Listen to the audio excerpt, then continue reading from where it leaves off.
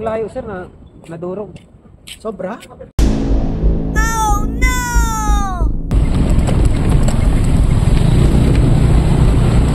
Isa sa pinakamahirap i-deliver cake talaga. Sobrang bagal ng usad mo, sobrang ingat na ingat ka talaga. Kahit gaano yan kaliit o kalaki, kailangan mo talagang ingatan. Hanapin muna natin yun. Grabe yung tagal ko dumating. Lalo na pag malayo yung biyahe. Ito medyo malayo to. 90 kasi to, 93.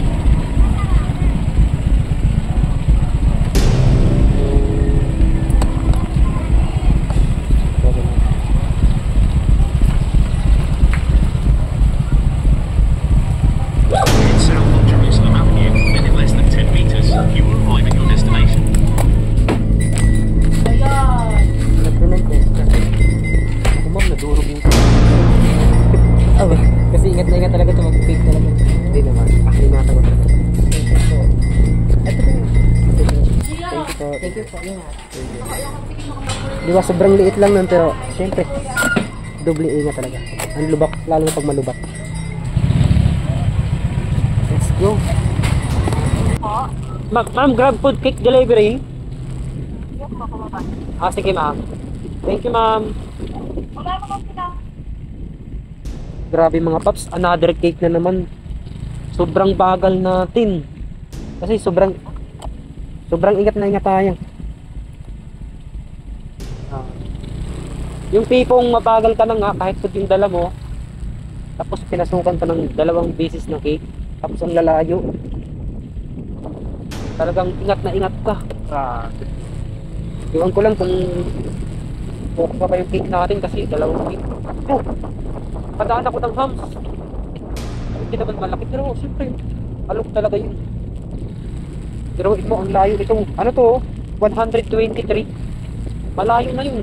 Yung permit 123. Dito pala tayo ngayon sa Pasig Cortez. Layo nito.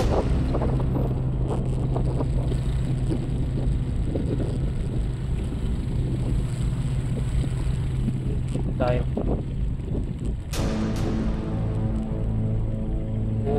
Tayo sa poste mga time. Tingnan natin mga paps kung okay pa ba yung cake ni ma'am. Grabe. Ako ma'am, pasensya na ko. Ala. Melissa? Ay, no sir, good evening. Melissa po. Tay tayo.